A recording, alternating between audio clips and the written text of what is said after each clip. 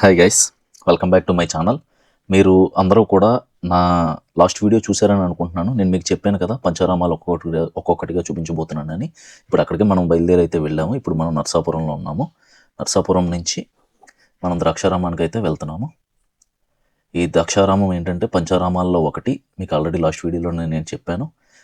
ఈ ద్రాక్షారామం అనే ఊరు ఎక్కడుందంటే కోనసీమ జిల్లాలో కాకినాడకు 30 కిలోమీటర్ల దూరంలో ద్రాక్షారామం అనే క్షేత్రం ఉంది.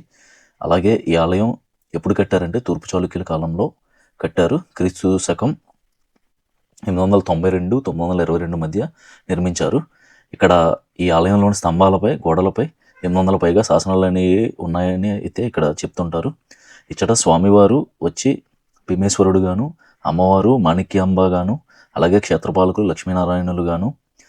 ఇక్కడ ఈ ఆలయంలో శివాలయంతో పాటు విష్ణాలయం కూడా ఉంది. అలాగే ఇక్కడ మాణిక్యాంబ అమ్మవారు శక్తిపీఠంగా కూడా ఇక్కడ ఉన్నది. ఈ ద్రాక్షారామం యొక్క స్థల పురాణం ఏంటంటే దక్ష ప్రజాపతి ఇచ్చట యజ్ఞం చేశాడని ప్రసిద్ధి.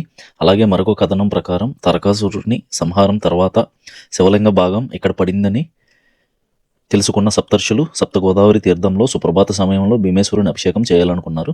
మార్గమధ్యంలో తుల్య ఋషి యజ్ఞం చేస్తున్నాడు. ఋషులు తెస్తున్న గోదావరులు తన యజ్ఞాన్ని ముంచేస్తాయని ఋషులను గోదావరులను వారించాడు. వాదోపవాదాల మధ్య ఇక్కడే తెల్లబారిపోయింది. సూర్యభగవానుడు శివలింగానికి ప్రథమ సుప్రభాత అభిషేకం అనేది చేశాడు. నిరాశ చెందిన ఋషులను వేదవాసుడు ఓదార్చి తాను సప్త గోదావరులను పుష్కరిణితో చేర్చానని, అది సప్త గోదావరిగా పిలువబడుతుందని, ఈ తీర్థంలోనే స్వామివారికి నిత్యాభిషేకం జరుగుతుందని చెప్పాడు. ఈ ఆలయం 4 ప్రవేశ ద్వారాలతో ఆలయ బాహ్య ప్రాకారం ఎత్తైన రాజగోపురాలతో నిర్మితమైంది. బాహ్య ప్రాకారంలో కాలభైరవాలయం అలాగే త్రికూటాలయం ఉన్నాయి. ధ్వజస్తంభం ముందు రావి వేప వృక్షాలు అనేవి అయితే ఇక్కడ ఉన్నాయి. ఆ చెట్ల నీడలో శివలింగం, విష్ణువు విగ్రహం 2 ఉన్నాయి. రెండింటిని శంకరనారాయణ స్వాములని పిలుస్తారు. అలాగే ఈ ఆలయంలో భీమేశ్వర లింగం అనేది 2.5 మీటర్ల ఎత్తులో నలుపు తెలుపు రంగులో ఉంటుంది. ఆలయం రెండు అంతస్తులలో కలదు. ఈ 2వ అంతస్తులో పైభాగం నుంచి అయితే ఇక్కడ అభిషేకాలు అనేవి అయితే చేస్తూ ఉంటారు. ఈ ఆలయాన్ని ద్రాక్షారామ భీమేశ్వర స్వామిగాను, అలాగే మాణిక్యాంబ సమేత భీమేశ్వర స్వామిగాను, అలాగే మాణిక్యాంబ శక్తిపీఠంగాను ఈ ఆలయాన్ని అయితే పిలుస్తారు. ఇప్పుడు మీరు వీడియోలో చూస్తున్నారు కదండి, ఇదే ఆలయము. ఎత్తైన గోడలు చూసారు కదా, ఎంత పెద్ద పెద్ద గోడలు అయితే కనపడుతున్నాయో. ఇవి అన్నీ కూడా రాతి కట్టడాల కింద అయితే ఉంటాయి. మీకు ఆలయం కూడా చాలా పాత ఆలయం కింద అయితే మీకు దర్శనమిస్తూ ఉంటుంది. ఇప్పుడు మేము వెళ్ళిన పరిస్థితి ఏంటంటే, మేము కార్తీక మాసంలో అయితే మేము ఈ ఆలయానికి వెళ్ళాము. ఈ రోజున ఇక్కడ కార్తీక దీపాలను అయితే వెలిగిస్తారంట. ఈరోజు రాత్రి ఏంటంటే ఇక్కడ జనం అది కూడా చాలా ఫుల్గా, చాలా ఎక్కువ మంది అయితే జనాలు ఇక్కడ ఉన్నారు. మీరు ఈ వీడియోలో చూస్తున్నారు కదా, యాక్చువల్గా ఏంటంటే ఇంతమంది జనం అయితే, ఇంత ఎక్కువ మంది జనం అయితే ఇక్కడ ఆలయం దగ్గర అయితే కనిపించరు. ఇప్పుడు అసలు ఖాళీ అనేది అయితే కనిపించట్లేదు. కనీసం మేము వేసుకొచ్చిన వెహికల్ పార్క్ చేయడానికి కూడా మాకు ఖాళీ కనిపించలేదు. అలాగే ఈ కార్తీక మాసం కాబట్టి ఇక్కడ చాలా భారీ ఎత్తున లైటింగ్ అలాగే సెట్టింగ్స్ అనేవి కూడా చాలా భారీగా అయితే ఇక్కడ చేసి ఉన్నారు.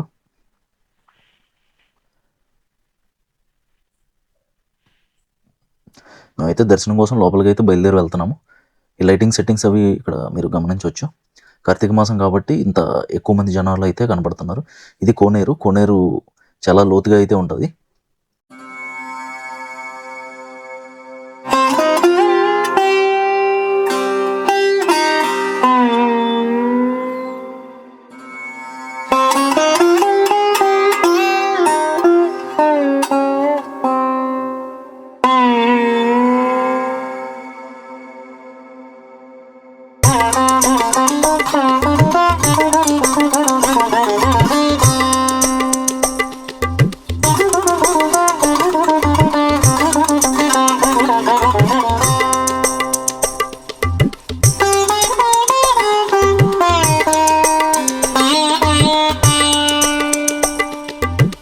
మేమైతే టికెట్ తీసుకుని అయితే మేము లోపలికి వెళ్తున్నాము.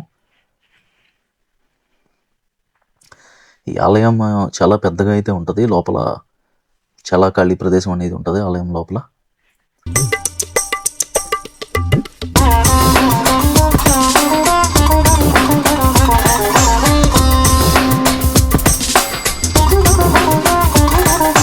ఆలయం ఎంట్రన్స్ లోపలికి ఎంటర్ అవ్వగానే మనకి వినాయక స్వామి అయితే ముందుగా దర్శనమిస్తారు. అలాగే అక్కడి నుంచి లోపలికైతే మేము వెళ్ళిపోయాము. లోపల ఆర్కిటెక్చర్ చూడొచ్చు మీరు, ఎంత బాగా ఉంది, ఎంత ఓల్డ్ ఆర్కిటెక్చర్. ఇదంతా కూడా రాతి కట్టడము.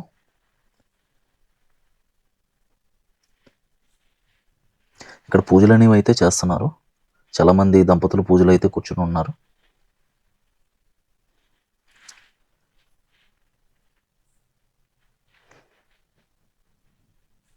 ఇది ఇక్కడ వీడియోలో స్టెప్స్లా కనపడుతున్నాయి చూడండి. అక్కడి నుంచి మనం సెకండ్ ఫ్లోర్కి అయితే వెళ్తాం ఫస్ట్.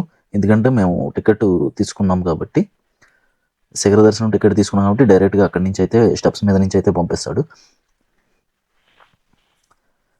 స్టెప్స్ మీద నుంచి పంపించి సెకండ్ ఫ్లోర్కి ఫస్ట్ పంపిస్తారు. పంపించి అక్కడ పై భాగాన్ని దర్శనం చేసుకున్న తర్వాత కింద గ్రౌండ్ ఫ్లోర్కి వచ్చి కింద భాగాన్ని అయితే దర్శనం చేసుకుంటాము. అలాగే కింద భాగాన్ని దర్శనం చేసుకుని ఆ తర్వాత కింద మాణిక్యాంబదేవి శక్తిపీఠం అయితే ఉంటుంది, అమ్మవారిని దర్శించుకుంటాము. మాణిక్యాంబదేవి శక్తిపీఠం ఇక్కడ ఎలా వచ్చిందంటే, సతీదేవి చనిపోయినప్పుడు సతీదేవి శరీరాన్ని విష్ణుమూర్తి 52 ఖండాలుగా అయితే ఖండిస్తాడు. అందులో ఒక బాడీ పార్ట్ అయితే ఇక్కడ పడింది. ఆ బాడీ పార్ట్ ఏంటంటే ఎడమ దవడ భాగం, లెఫ్ట్ చీక్ అంటారు కదా, ఎడమ దవడ భాగం అయితే ఇక్కడ దక్షారామంలో పడిందని అయితే చెప్తారు. టెంపుల్ ఆర్కిటెక్చర్ చూసారా, కార్వింగ్స్ ఎలా ఉన్నాయో, గుడ్ల మీద ఎలా అయితే చెక్ ఉందో మీరు గమనించవచ్చు. ఇక్కడ లోపల అయితే ఇలా ఉంటుంది. ఇదేంటంటే ఫస్ట్ ఫ్లోర్లో అండి, గ్రౌండ్ ఫ్లోర్లో కాదు, ఫస్ట్ ఫ్లోర్లో ఎలా ఉంటుంది.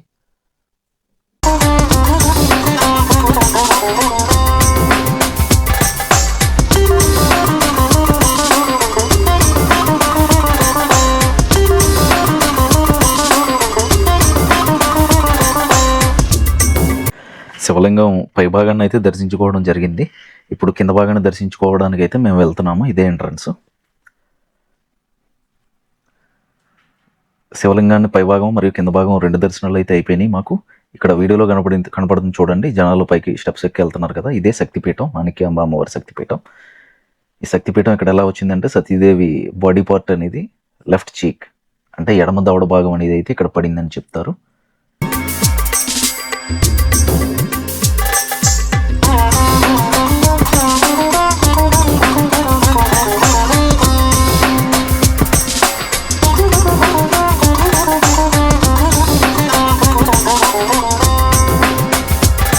మాణిక్యాంబ అమ్మవారి దర్శనానంతరం బయటకు వెళ్తుంటే అక్కడ ఆది శంకరాచార్యుల వారి విగ్రహం అయితే కనిపిస్తుంది. నెక్స్ట్ అక్కడి నుంచి ఆలయం నుంచి బయటికి వచ్చేసిన తర్వాత ఇక్కడ రావి చెట్టు అలాగే వేప చెట్టు అనేది అయితే ఉంటుంది. ఈ రావి చెట్టు మొదట్లో శివనారాయణుల విగ్రహాలు అయితే ఉంటాయి.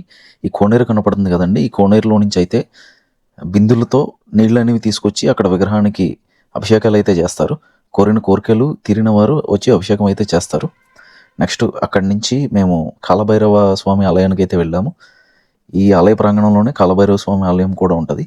ఇక్కడ దర్శనం అయిన తర్వాత మేము ప్రసాదాలు అవన్నీ తీసుకుని మేము అన్నప్రసాదాన్ని స్వీకరించడానికైతే మేము వెళ్తున్నాము.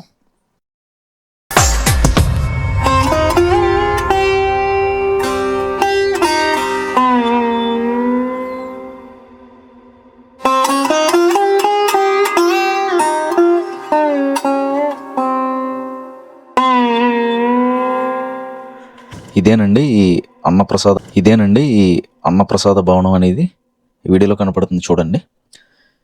మాకు దర్శనం అనేది అయితే చాలా తొందరగా అయితే కంప్లీట్ అయిపోయిందండి. జనం చాలా ఎక్కువ మంది ఉన్నారు, అయినా కూడా ఒక అరగంటలో మాకు దర్శనం అనేది అయితే కంప్లీట్ అయిపోయింది. కానీ ఈ అన్నప్రసాదం కోసం మేము కనీసం ఒక 4 hours లైన్లో వెయిట్ చేయాల్సి వచ్చింది. ఈ భవనంలోకి ఎంటర్ అవ్వగానే ఇలా అన్నపూర్ణాదేవి స్వామివారికి దానం చేస్తున్నట్టయితే కనిపిస్తుంది. మీరందరూ కూడా ఖచ్చితంగా చూడాల్సిన ఆలయం అండి ఇది. స్పిరిచువల్గా స్ట్రెంత్ కావాలంటే మీకు ఈ ఆలయాన్ని తప్పకుండా దర్శించాలి. ఇక ఇదండి మన వీడియో నచ్చితే లైక్ చేయండి, షేర్ చేయండి, కామెంట్ చేయండి, అలాగే ఛానల్ సబ్స్క్రైబ్ చేసుకోండి.